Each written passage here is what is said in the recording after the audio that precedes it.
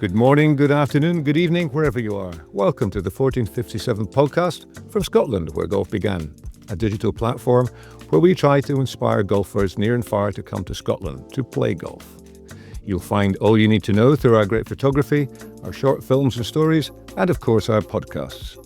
You'll find it on the website, scotlandwheregolfbegan.com, and on social you'll find us at Where Golf Began, Facebook, Scotland Where Golf Began, and of course the podcast 1457.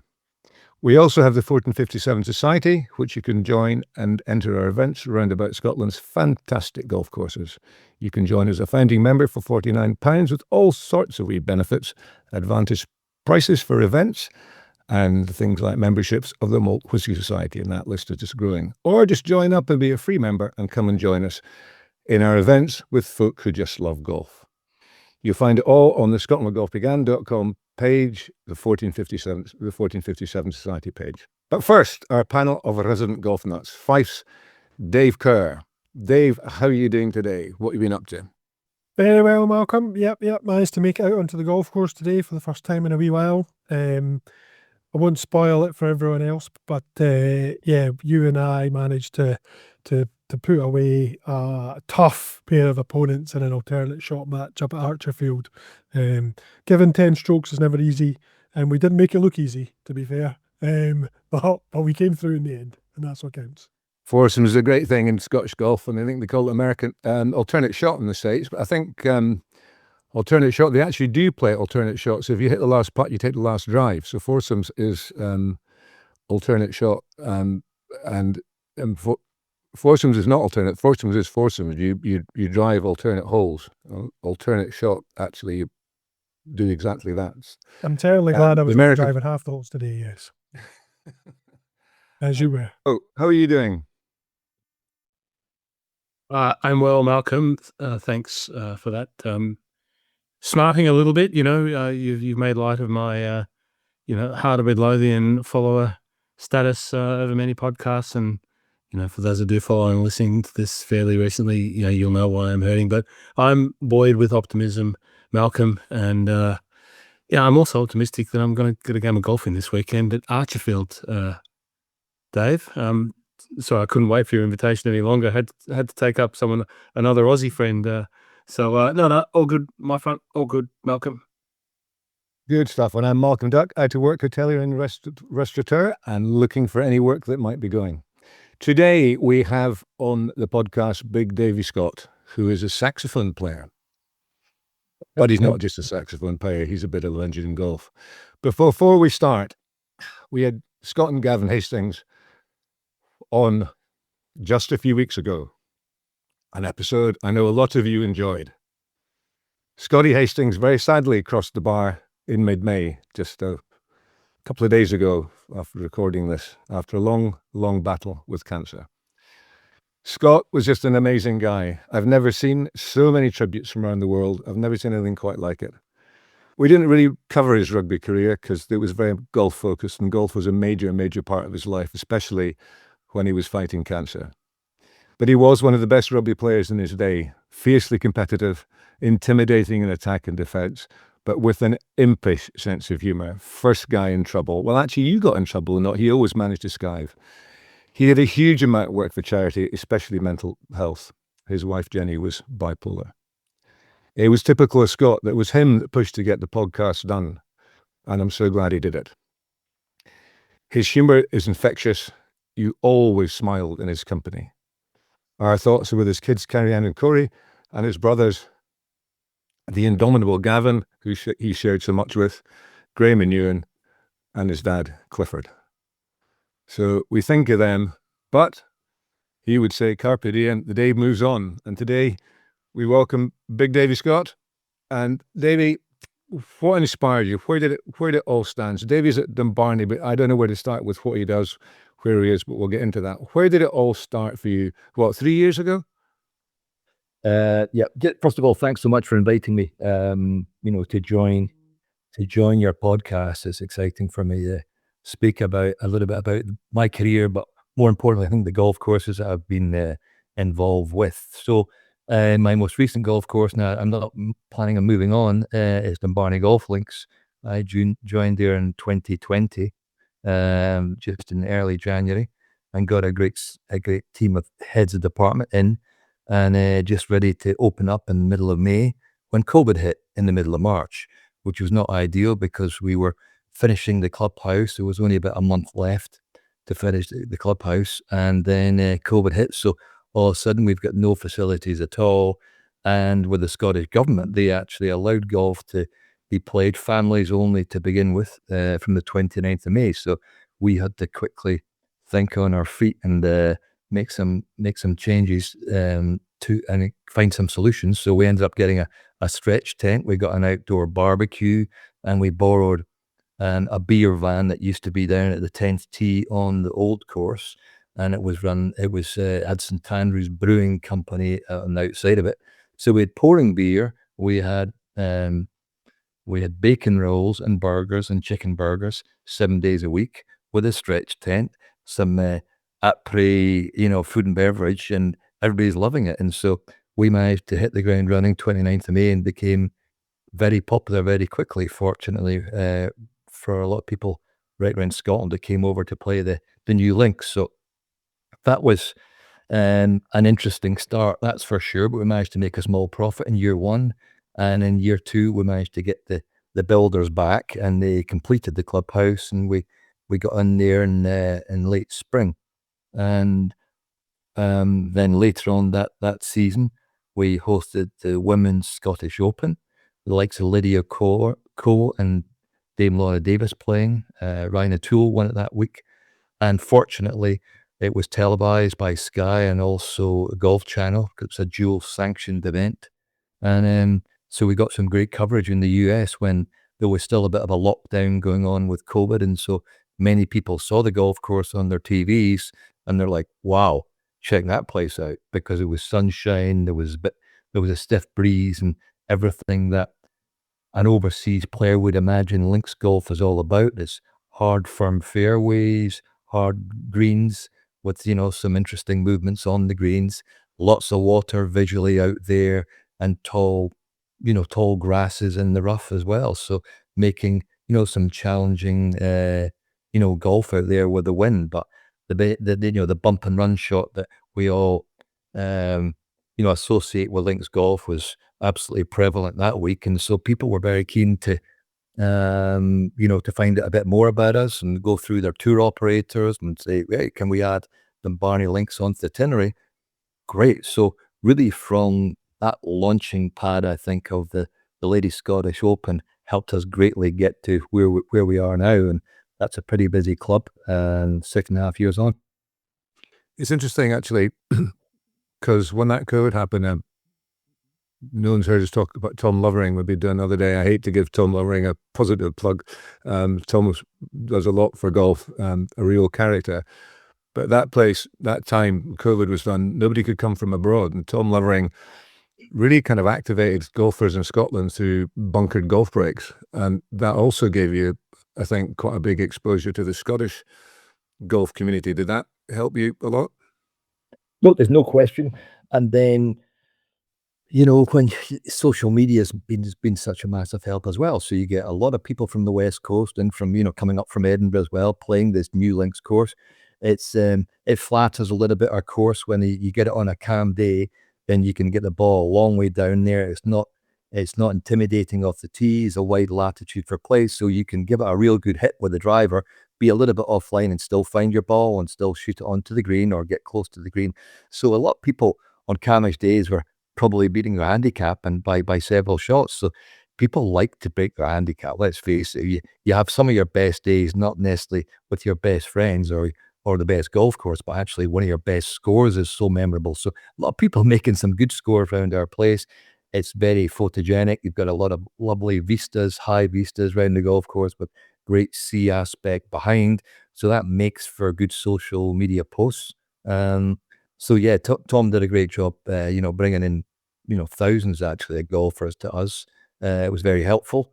We didn't have many overheads since we had 3 porta cabins and a stretch tent and an outdoor barbecue. So a very small team, but we were delighted to get that extra business that he pulled together. So he's certainly an out the box thinker, and he helped us in many clubs actually during that difficult period. And what's your philosophy in kind of life that you brought to the golf club? I mean, we had a conversation over the weekend about something that didn't quite come off, and I had to phone the office, and last on the phone she was outstanding. She was absolutely and utterly outstanding. I mean, I felt like a complete numpty. She made me feel really good, and I know I am a complete numpty, thanks boys and girls, before you all get it in there, but she made me feel good, and it wasn't a call I was looking forward to make, but so helpful. Call anytime. Couldn't have made you feel more relaxed. Yeah. She was, I suppose, my own personal philosophy might go back to my Kingsbarns days. I was fortunate to be employed there for 8.5 years as director of golf, and I was employed by Mark Parsonen, who's sadly no longer with us. He was a managing director there, and his mindset was trying to make everything as perfect as it possibly can be, and always looking for perfection, always keeping on getting better and better and evolving all the time, and have a happiness in the team. You've got to employ people with a positive mindset, with a can-do, yes, now what's the question mindset. We've all heard these expressions. And then so when I was at Kingsbarns, I set up the team there, and I had a blank bit of paper, and he said, write down the ideal team. So I had a sketch, ideal team, and then we put some numbers together about what the costs were and who would be leading from a supervisory standpoint. So we put it in place. Unfortunately, it worked out, pretty well, and we just, refine it as the years went on. And then at Dumbarnie Links, Clive Clark, the chairman, he pretty much did the same. I was the first hire for the team, and then I was then responsible then for bringing in the heads of department, which included then head of reservations, who was in first. Then you've got then head chef, you've got food and beverage manager, you've got head golf pro, and you've got an head accountant as well. So the great thing is, I wasn't inheriting any bad wood or people that are set in their own mind. I was interviewing these people, trying to find somebody that had a positivity the way I felt I had, and would carry on that field without too much of a challenge of me trying to get them into my way of thinking. They were all very smiley, happy people, very hungry for the role. And so out of and I can include Graham Taylor on that. He's the course manager. He was there before me. He's still with us. And out of the 5 people I employed, 4 of them are still with me after 6.5 years. And the one that did lead, food and beverage manager, he left after 3 years to go into something completely different, not food and beverage, but something else. So we've had our present food and beverage manager, Tom. He's been with us actually 4 years, and I don't think he's going anywhere. So the fact that we've got such a really tight team, they're all supporting each other. I don't think there's not any jealousy, there's not any bickering, and we just get things figured out. Every Friday we have a head of department meeting. We go through all the business on the books, like most businesses. There's nothing new there, but we talk about the next 10 days, and we just get on the table if there are any challenges that we've got personally or from the business, and we just move on. We'll just try and find a solution and move on. But with their eagerness and positivity of always trying to want to improve their own little departments, then that's then feeds down to the supervisors and down to the people on the floor as well. So it's just mindset, really. It's just, we're fortunate that we have some really good people. It makes my job so much easier when we've got great people underneath me, that I know that when I'm away, for a day or two, I come back, nothing's changed. We're all good. I don't come back to any headaches because they can handle it themselves. Yeah. And go back to the very beginning, you had a bit of a problem with the credit card machine, didn't you? That signal wasn't great. Did you not have to walk somewhere with a credit card machine at the very beginning to get it to register? Or am I? Yes, I think actually, that may have been the very, very beginning. Oh, it was, because my yeah, we didn't have a clubhouse, and we didn't have Wi-Fi, so you'd have this box that we had to move to. Well, I think we had to walk to 20 or 30 yards to the top of a dune to get a signal to come back down. So you've got a good memory, Malcolm. But yeah, well, it's because my wife has a habit of paying £1 before she sends a bill to anyone or anything else. So she sent £1. So and then I arrived, you get everything, and then eventually I saw them walking out, and they had to do a few more walks and a few hours paid. Yeah, I got a few extra steps in. Why not? Yeah. But yeah, and again, just from that experience the other day, you do sometimes have spare times last minute, so it's always worth calling the day before or Yeah. something just to find out. Yeah. So just as a quick to your listeners, just a bit of understanding about the business model. We're open 7 months a year only. We close for 5 months over the winter time between November through to end of March. We open early April. We have no members, so it's pure pay and play. It's high end. We've got a big resource. We've got a lot of overheads. We've got 20 greenkeepers, agronomy team there. So 20 is a big number. And so they've been working very, very hard on the golf course to make it in great order. Fortunately, the feedback is that it is in pretty good order there. So they're working hard, but we make our money in the summer. We always keep, if we can, a few tee times up our sleeve. So for people that are playing the ballot or are trying to get on the old course through the ballot, if they're unsuccessful, hopefully we'll be able to fill in the gaps. So although we have online tee times, it's not 100% truthful. We might have one or two up our sleeve, maybe just to help some last minute bookers there. But we don't want to slam our golf course either with hundreds and hundreds of golfers every day. We want to keep the conditioning in great order if we can, and offer a quality service rather than just a quantity of numbers going through all the place, and you get the place debited out, quite quickly, like some other golf courses. But we're keen just to keep speed of play is a really important thing for us as well. We don't want golfers coming off. How do you get on today? Oh, we took 5.25 hours. That was terrible. We like to keep it under the 5 hours and comfortably under 5. So we've got a couple of speed slots, we call them, or starters times. So usually one in the morning and one around lunchtime, and then that speeds up the golf course. Actually, if you've got 2 spare slots, then the immediate group behind will catch up with the match in front. So that then speeds up the golf course by 15 minutes there. And then the one at lunchtime, arguably the tee time immediately after the second time, the one in the afternoon, the golf course is running half an hour faster than it would have been if you'd slammed the tee sheet all day. So we're cognizant of customer care and looking after the guest and giving them a great time. And we want them coming off the golf course looking forward to, getting a nice pint of Dumbarnie lager and a double shot of something nice at the bar, and talking about the great golf and the views that we've got, etc., rather than the speed of play, which I think is it can be tough sometimes. You don't want that to be the common denominator for conversation. As I say, What's your we had a group just I just had a look there. They played with you yesterday, 2 fathers and sons, and it was their first day of their trip. None of the 4 of them have golfed in Scotland before, I don't think so. Yours was their first experience of Right. proper Scottish links golf. And I've just had a look. The remark was, they don't think Dumbarnie will be beaten. It'll be tough to beat for the rest of the week here. So, the other son has then elaborated a little bit and said it wasn't just the golf course, it was the staff that we met. Everyone was so kind and gracious, and so again, I know you're a very modest man, David, and obviously you're put a lot of you're passing those compliments on to your team, but I know that it comes from, you set an amazing example there. You have recruited very well, absolutely, and I can't I can count on, I think I can. I don't think I have any fingers up showing any negative comments we've ever had in terms of feedback that people have had on the way they've been received at Dumbarnie. It's always very positive. You set a really high standard, and all your department leads do the same, and it's massively appreciated. Certainly from a tour operator perspective, because we just know that our clients are going to be in safe hands if they've got a day at Dumbarnie.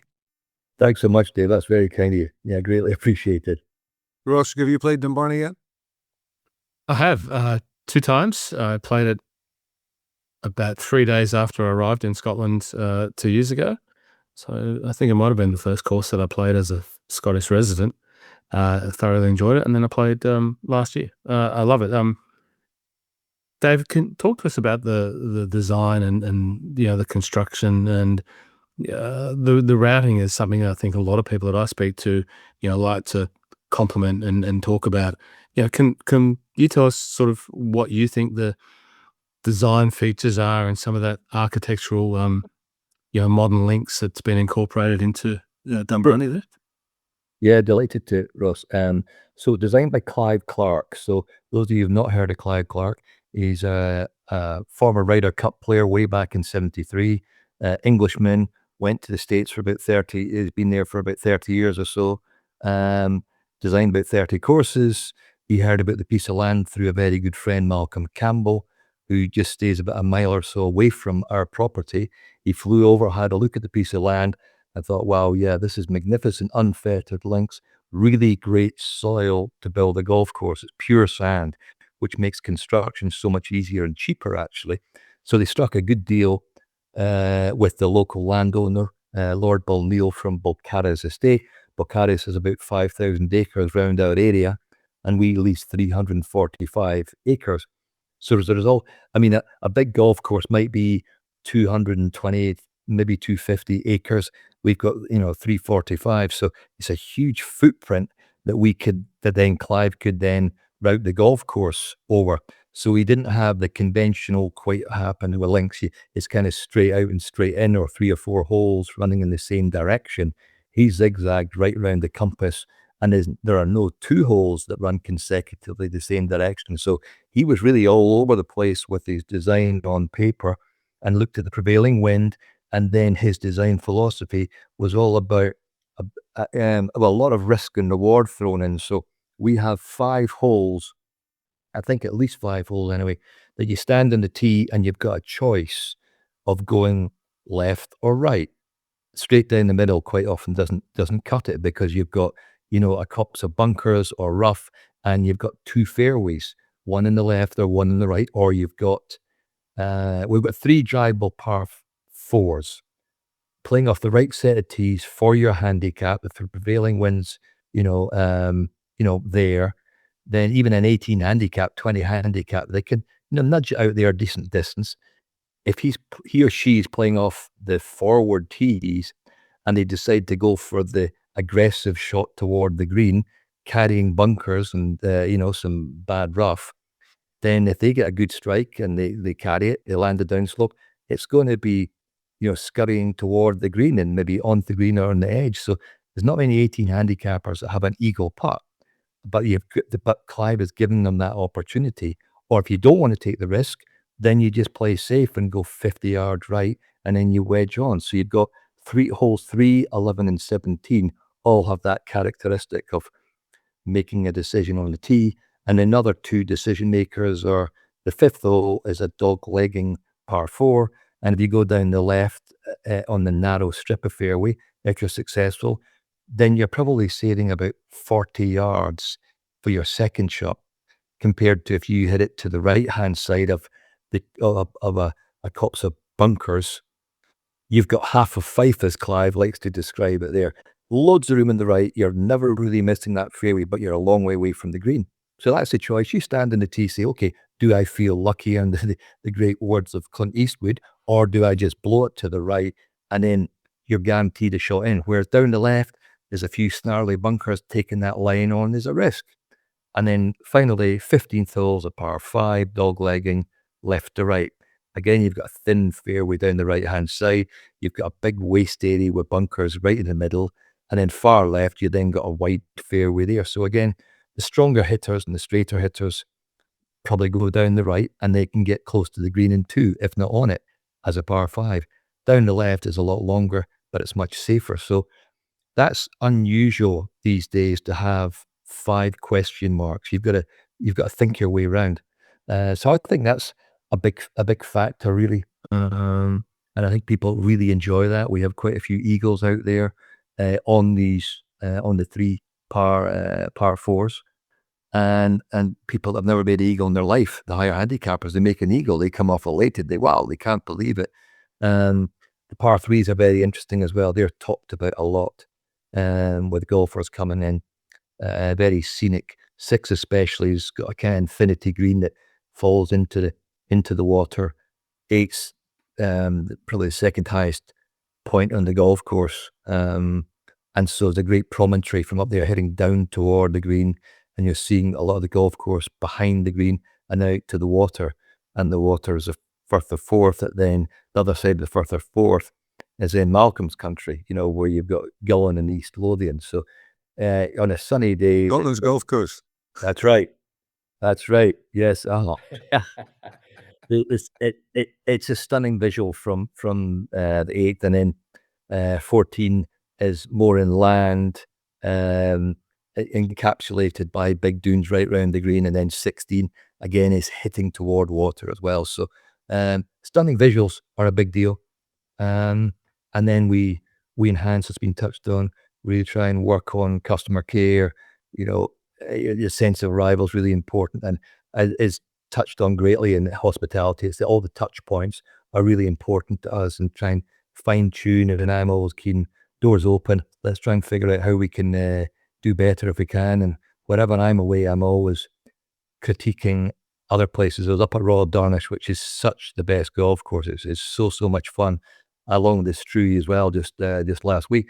And they've got a magnificent new clubhouse. So I'm in all the nooks and crannies trying to figure out what I can pull from there down the road, or if not, well, okay, a pat on our back, we're doing okay, but we'll keep on searching for something that just to make it that wee bit better.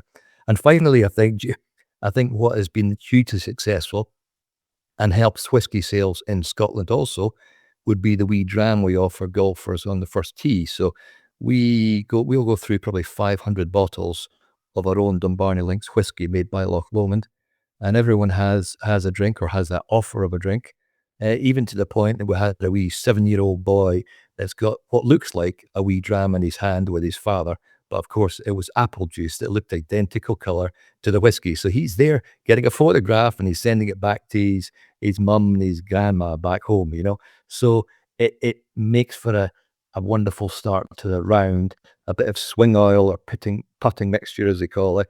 And that probably impacted on Dave's guest a couple of days ago, when they start off the first experience in Scotland. You get a warm, happy welcome, handshake, you hit balls off a grass driving range, get loosened up, get the first tee, and you're given a complimentary whiskey, which doesn't happen often in Scotland, but it's a nice start to the day.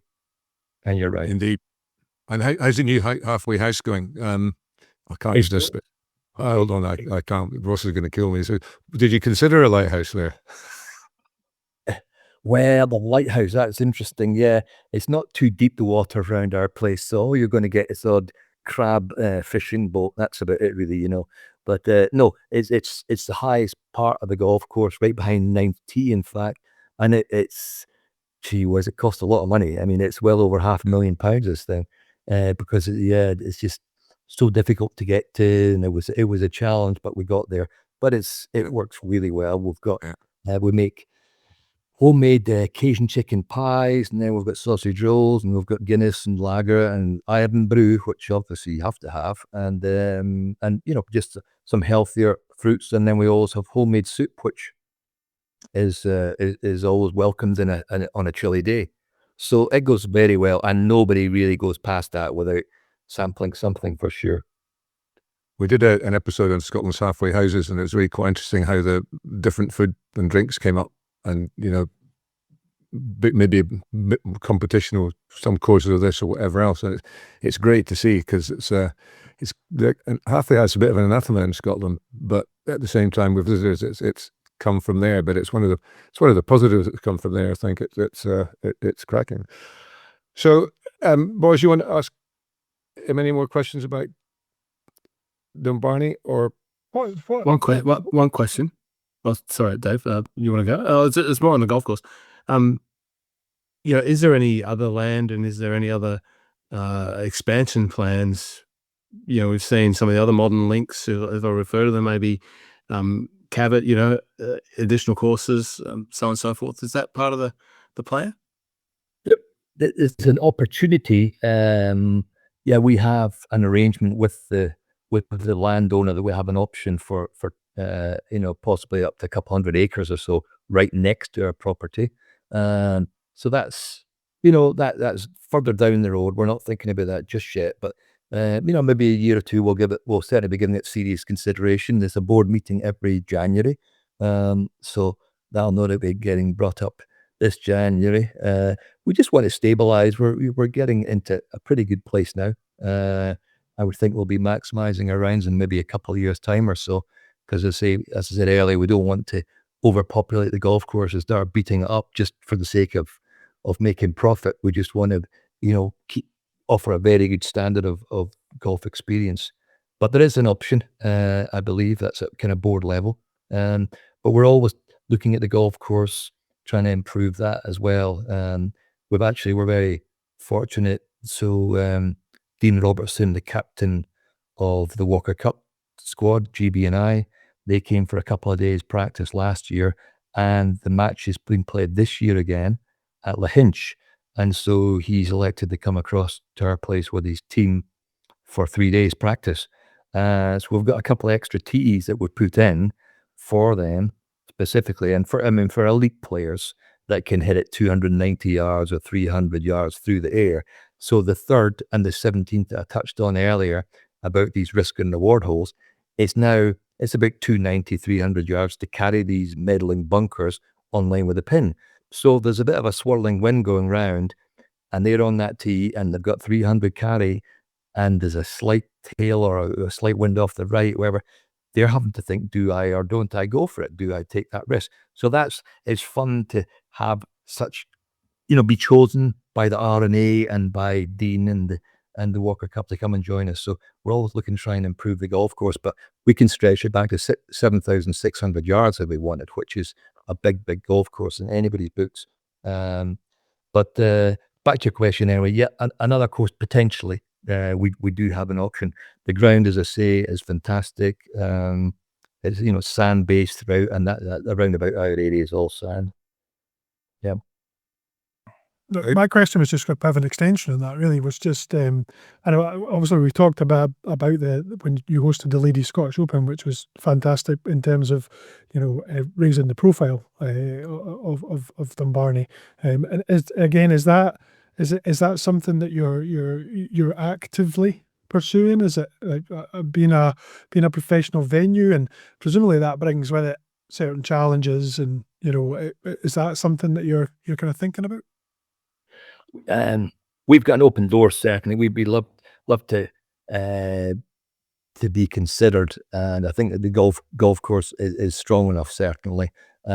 It's interesting when it comes down to finance a lot of the time as well these days, so if we've got it doesn't take the brain of Britain to figure out, okay, say you've got 150 golfers, okay, and I don't know, you say you charge £200, 150, there's £30,000, simple.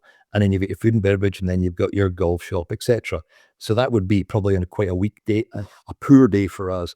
So we're looking at, I don't know, £40,000 a day. You multiply that by 8 days, £320,000.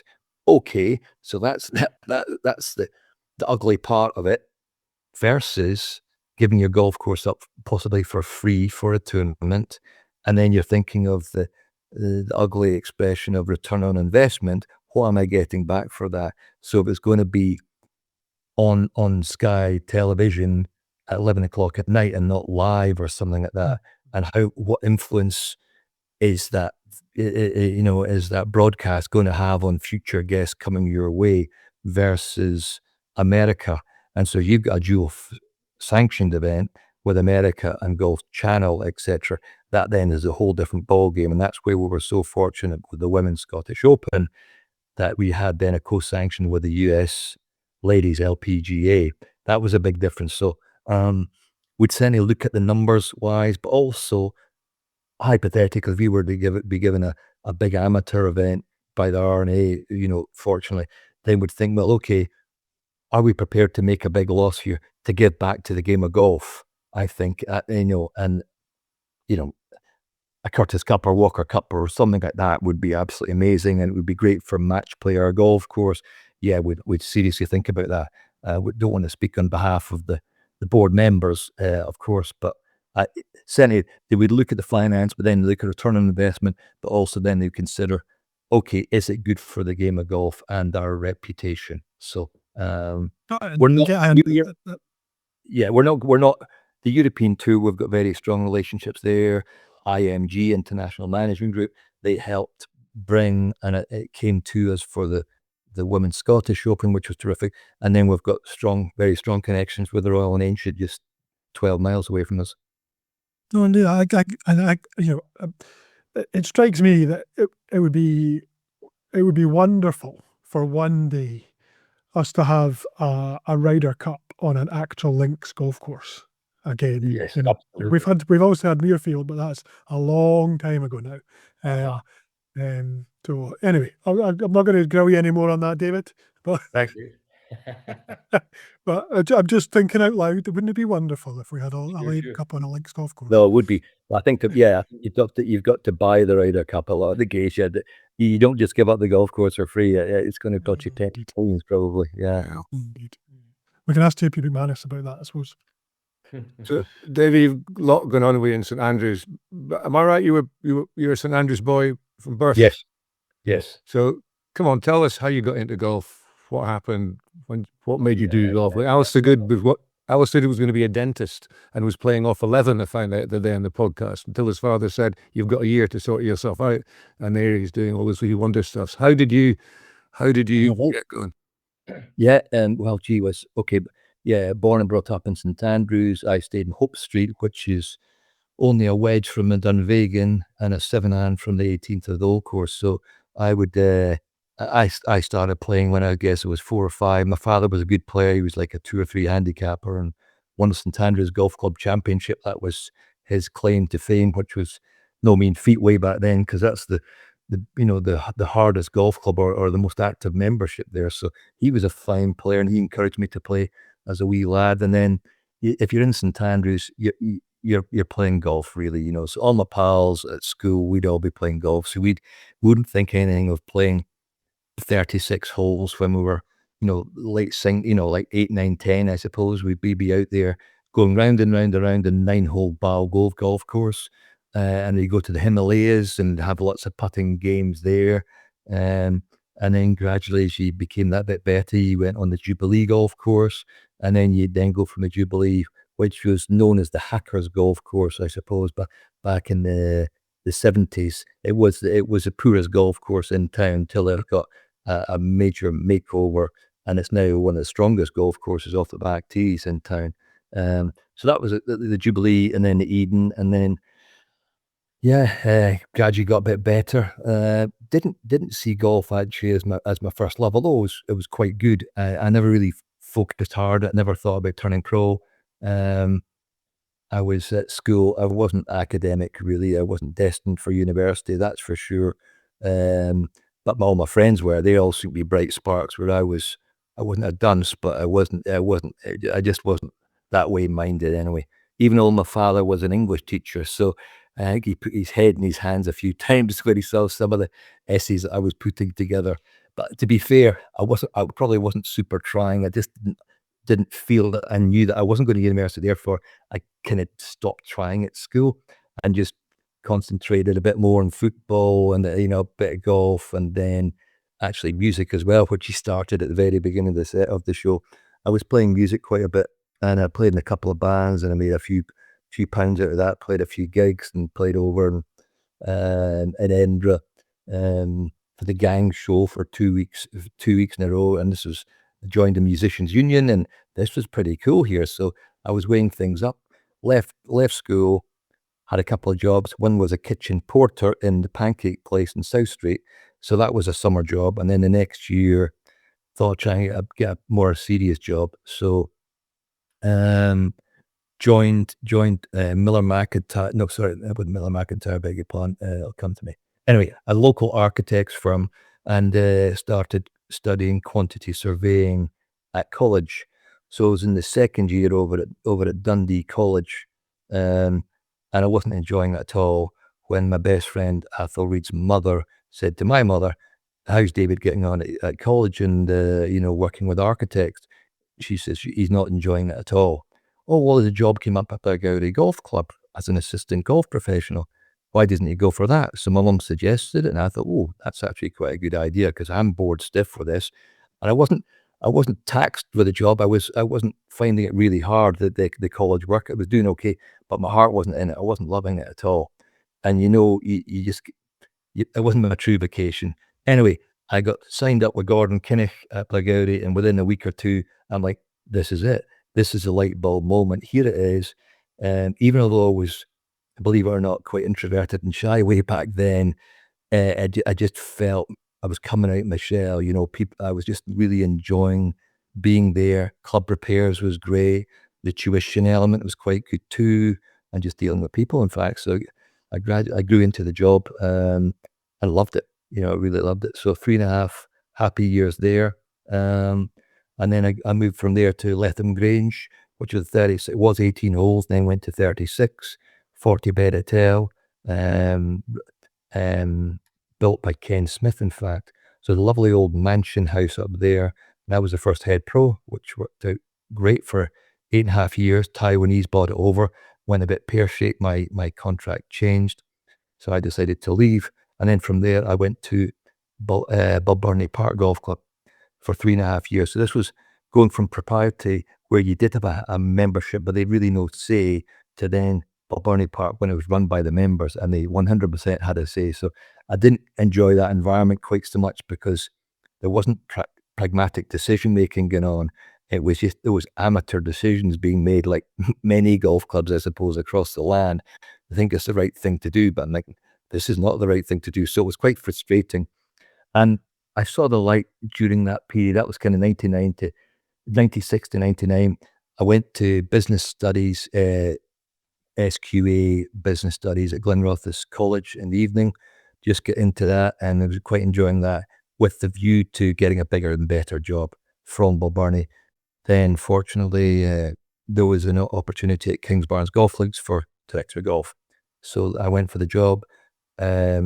Mark Parson and I had a 4-hour interview, and at the end of it, he shook my eye and said, right, you've got the job. I've got a very awkward conversation with somebody else, because I've kind of promised them the job, but you're a better candidate. So I said, well, that's fine by me. So it was wonderful. He was definitely a huge influence on my mindset of business and golf and looking after people. So that was then 8.5 years there. It's just holding you there, Dave, for a second. There was you, there was Alan Hogg, there was Stuart McCone, and Stuart. It's now Hugh and Nicole. Yeah, those 4 of you have gone on to do very special things. So yes, so I think you mentioned Alan Hogg there, actually. So yeah, I meant to say Alan Hogg, Hoggy, yeah. Well, yeah, okay. No, so it was not Alan. Alan Hogg wasn't there in the early days. It was myself, Stuart McComb, and who's the course manager, and then Stuart McEwen. So Stuart McComb left with Mark Parson in 2004, 4 years after we'd opened. They went up to build Castle Stuart. So Stuart initially joined there as the builder of the golf course with Southern Golf, I think it was, at Kingsbarns. And then he then got offered a job as head greenkeeper, course manager, which he gratefully accepted, because he had a young family, and it worked out great, rather than him going from one job, spending a year there, and go to another golf course on a different continent, perhaps. So he did a wonderful job getting the golf course in great order, and then he had the opportunity to go up and build Castle Stuart with Mark, and then with a proviso, after he finished that, he'd be general manager, which he did. So that was terrific. And then Innes Knight then was right-hand man to Stuart, so he got the role as course manager, and then Stuart McEwen and I were running it, and I had Alan Purdy as head professional. So it ran very well. After 8.5 years, I was actually getting a bit bored, which is incredible, but I was getting bored with it because it was running so well. There were very few challenges. I had a great team around me. Stuart McEwen wasn't going anywhere. He was younger than me, and thinking I could do with something a wee bit more exciting here. And then a job with Kohler Company came up at the Old Course Hotel. So I was golf manager, so there was a big retail shop in the hotel along with golf concierge. And not only was overseeing that, I'd be an executive team, and I was overseeing everything that was happening at the Dukes. So the Dukes is not really comparable to Kingsbarns from a world-class golf course, but there was lots that could be done to the golf course to make it better. To try and get in the top 100 in the UK was a challenge. Let's do this. And then for me to oversee course, maintenance and membership, and then food and beverage. I hadn't done that before. So that was new challenges for me, which I was excited to get my teeth into. And then with Kohler Company and No Course Hotel, there's always opportunity in the low season to be, getting into different classes and learning a bit more about yourself and how to educate people to get them more on your side. And, so that was really, really a lot of fun. And then I'll tell you my stories are never quick, but I'll try and make it as quick as possible.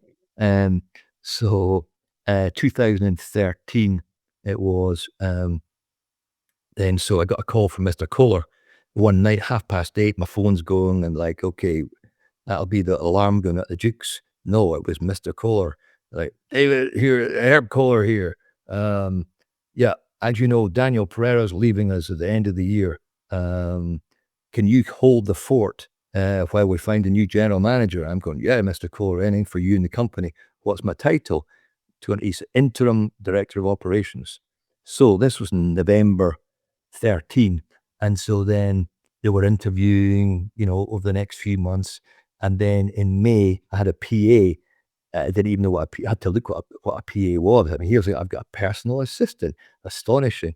So she was helping. And so there was no general manager. And here's me, a PJ golf professional, basically running the hotel with the exception of sales and marketing and accounts. Everything else was on my desk. Like, wow, this is me. I'm loving it because I love to spin plates. Well, all of a sudden, I've got another 20 plates to spin.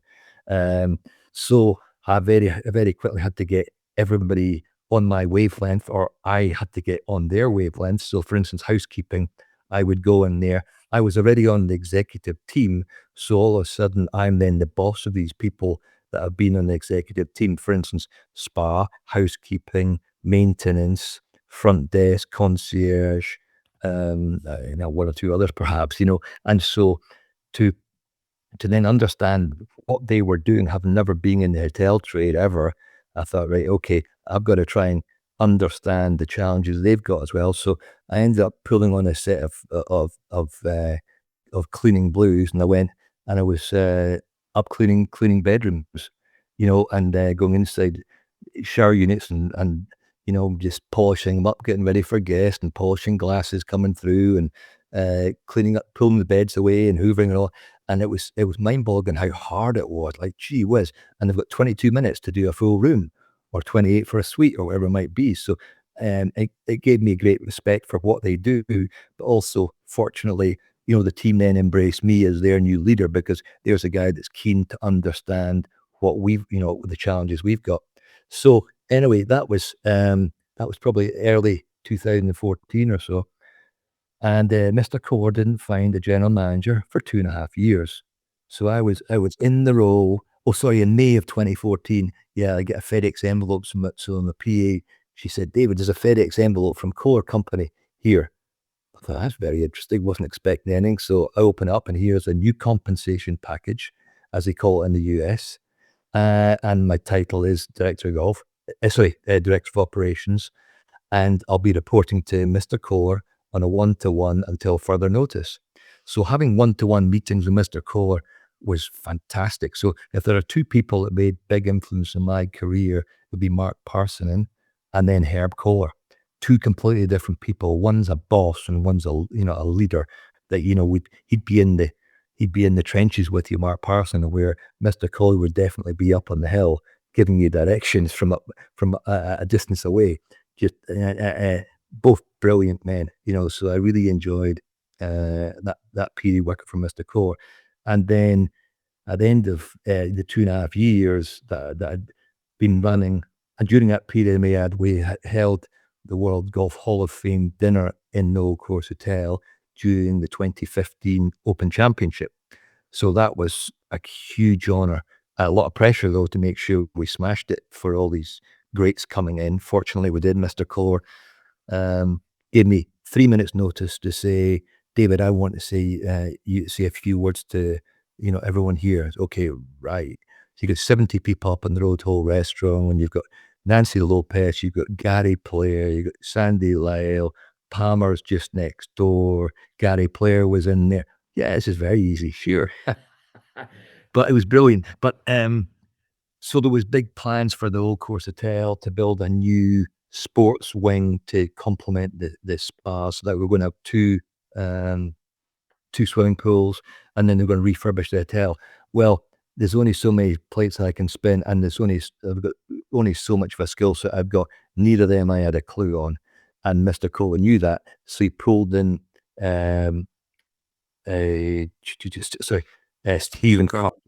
Stephen Carter OBE Services to hospitality.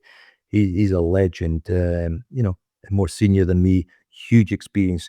So he ran the general manager piece, and I just supported him in director of operations, and I learned a great deal from him as well. So we were a pretty good act together, I think. He was very good at delegation, so I learned a lot about delegation from from Stephen.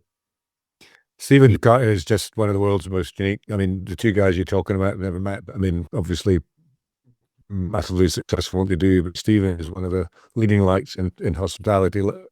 He'll be in the trenches and on the hill. And That's right. delegation is let other people get on and guide them when they need to. I mean, really interesting. You've started off work through things, but you've always worked. You've always gone on further education. You've taken time out to look at things, better yourself, taking the opportunities. It's a great example of someone who's started kicking around, not gone to university, and has done exceptionally well in life. There's a couple of other things we need to cover before we're to finish off, and we're getting on a wee bit. But you've also been you're a Bar's professional in 2018, but you've also been honoured to be the captain of the PGA, which is just a wee honour. Yeah, the biggest honour, I think, in PGA for sure. In Great Britain and Ireland, there's 8,500 members, and so it goes round 8 regions. So Scotland gets a captain once every 8 years. Now, it used to be a 2-year captaincy, so we only come round every 14, 16 years, but now it's 1 year. So yeah, I was blessed to get the call. Actually, it was pincered 2018, I think it was, by no, beg your pardon, sorry, not 2018. It was 2022, I think it was. Yeah, Alan White and Rob Maxfield. Rob's the CEO, and Alan White's the chairman of PGA, and they just called me. Have you got 5 minutes? Yep, okay. And then they said, we'd like you to be captain. The board have had conversation down at the Belfry, want you to be the captain for 25 into 26. So I was speechless. It's such a huge honour, and a very good friend of mine who sadly passed away, Jim Farmer, fellow Centandrian. He was captain way back in, I think, 2012 or so, and so to follow in his footsteps was wonderful. And so my role last year was not at board level at all. It's just pure figurehead position. So I got rolled out at events. Basically, I'd go in the penultimate day, have a look around the golf course, then be in the first tee for all the PGA events, shaking hands to all the people that made the final round. Then go and follow the final few games, and hopefully see the winning putt. Then come in, speaking to sponsors and captains of the clubs, etc., thanking them for their support, and then giving a belated welcome and thank you on behalf of the PGA and congratulate the winner, and then get straight to the airport and fly back up to Edinburgh, drive back home usually by midnight, and then be at Dumbarnie Links the next day. So I was at, I think, 19 or 20 events last year. Huge honour. Fortunately, got to the Ryder Cup as well as part of that role, where I was observing 2 matches, the first match on Saturday morning and the first match on Sunday morning with Cameron Young and Justin Rose. So very, very fortunate, blessed, and David Llewellyn's taken over from me, Welsh World Cup winner with Woozy. So I'm glad he's following me and not the other way around, because he's an awesome speaker, that's for sure. But you also you followed Jim elsewhere, haven't you? Because you've now been made the Honorary Professional for the RNA. Yeah, Honorary Professional for the Royal and Ancient Golf Clubs in Andrews. That's pretty special. Yeah, it's huge. It's if you say, oh, what's bigger or what's better, I think I've explained it once before or twice, but it's comparing your two kids. You've got a boy and a girl, or two girls, whatever. They're both the love of your life, two completely different things. So yeah, I've got very good friends that I grew up with that are members of the RNA and have been for 30, 40 years. In fact, some of them. So I've been in the club 3 or 4 times a year, I suppose, as their guest, to go and have mince and poached egg up in the dining room, come down for maybe a kumo, and sit in the big room, which it feels like a library. You just want to whisper. It's like, this is the golfing gods are in there. That building's been there. I think since 1854, the buildings was built, and golf were in there. So that was wonderful. Anyway, I'm the 6th Honorary Professional since 1901, when they brought in that row. And out of the 6, 5 of them have been Santandrians, people that have been born and brought up in town. So I suppose when the board were looking for a replacement from Jim, fortunately my CV ticked an awful lot of boxes, because I'm from Santandrian. Okay, the captaincy of the PGA certainly didn't hurt. Played to a reasonable level, and some folk think I'm quite a nice guy as well, so that probably contributed as well. And so yeah, I took that over May last year. I can pop in anytime. I can wear the tie anytime, go and have lunch and take guests up there, if I've got the opportunity. And I do pop in there every week and chat with a few of the members.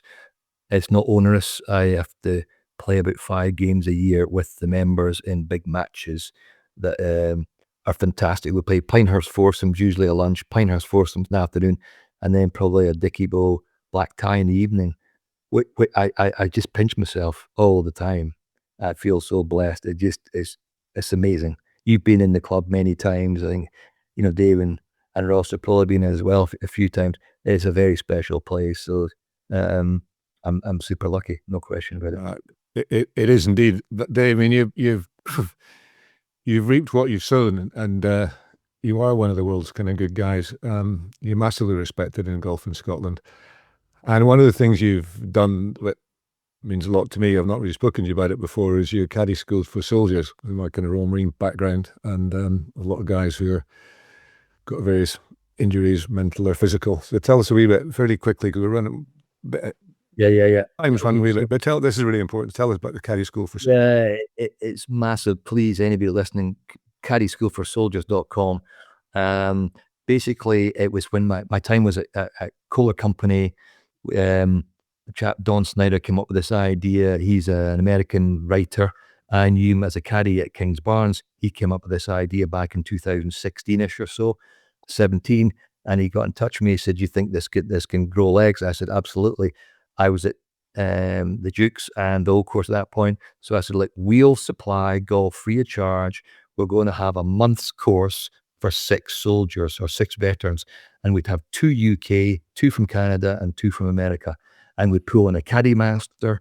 And the idea is then we'd bring these 6 people, they'd stay in Ely, we'd have a cook in every night making them food. And then we'd educate them, to become pretty good caddies, really."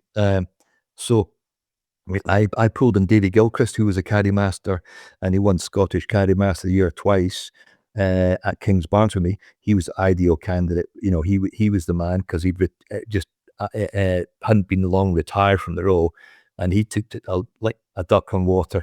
Very humorous, which was great. Most of the guys have PTSD, some pretty bad stuff going on there, just through the challenges that they've been through, wars. And we are now on our 15th course. We've got one presently. We have 3 courses a year. Kohler Company bought this 6-bed and a 4-bed combined house. So you've got 10 beds there, just at the outskirts of St Andrews, just next to the Duke's course. And we have run 3 sessions a year with 6 veterans. And so probably 50% have now taken up some sort of employment in caddying. But the most important thing is actually not the caddying. It's then finding themselves again, rewinding the clock, as you'll know, be a veteran as well, and knowing people. I think there are 21 suicides in America a day, and over here it's 5, 6, 7 a day as well. just through the hellish things that they've seen. And so this gives them an opportunity and a focus that they have, there's a purpose in their life, and actually they can find themselves and wives have been in tears in front of me, thanking me so much, or Davy, for bringing their husbands back to them. It's like, wow, this is incredible stuff, it's tear-jerking. And so, yeah, here we go. We our first session was 2019, and then we had a couple of years off with COVID, and then we're back, firing on all cylinders now. So yeah, 3 sessions a year. It's massive. So then all these people, all these veterans that qualify, with 2 ladies last year that qualified, got through they graduated, got through the course, which was brilliant. They go back to their areas in Canada or America, Ireland, England, few in Scotland as well. They go back and they're different people. They've got a smile on their face. Their families are feeling so much better about them being back, and they've got a focus. So it's magical to see these people go from empty shells of killers in day one to, after 3.5 weeks, you see them all smiling, all good, and life's good, and they feel fulfilled, rather than a weekend away that's meant to help them. That you can't open your heart and your soul up over a weekend, but you can over 3.5 weeks with 2 mentors, one ex special, and usually got special forces in there as well. So 2 alumni that are then mentor and assistant mentor, and they are looking at them all the time, just looking for telltale signs of them being a bit unhappy or getting a bit deep. So this session's going extremely well, and I give them a lot of education. I always walk them around the old course on a Sunday, so that's this Sunday coming. We'll walk them around the old course, and then we'll finish off by going into the trophy room in R&A and telling a little bit of history behind the game. And so it's very rewarding for me as well, knowing that I'm giving back to the game of golf through helping these veterans. Well, a big thanks from the veteran community for what you do in that, because it's very, very important, and I must catch up with you and find out more about it, but I can't thank you enough. Good. Well, that brings us to a close. Fantastic insights. Big Dave Kerr and Roscoe, always a pleasure. A massive thanks to Big Davy Scott. I'm guessing he's not got a saxophone there to play us out, but he did keep us entertained during COVID with his sax on various things. That's right, yeah. Yeah, the amateur interlude from St Andrews at 6:45 on a Sunday night. We did it for 9 weeks in a row, actually. It was a lot of fun. Kept on getting these requests. Can you play Spandau Ballet? Can you play Police? Can you play this? Can you play George Michael? So it was a lot of fun. I had a bit to practice, a bit of time to practice in between. So it was a lot of fun, but I don't play so much these days. Well, you should all get on to Dumbarnie and tell him when you come you want to hear him on the sax, because he's bloody brilliant, and he lose these skills. So he's so lucky to have so many great folk working in Scotland in golf and making the experiences fun and memorable in positive ways. And Dave's one of those guys right at the top of that tree. There's so many great golf courses in Scotland to come and see. Very few poor ones.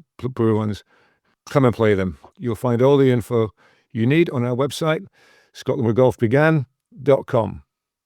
And I'm just going to explain why at the end you might have noticed I'm saying somewhere over the rainbow. And a bit goes to what Dave talks about and the veterans. Talked about Scotty Hastings earlier. He died on Jenny's birthday.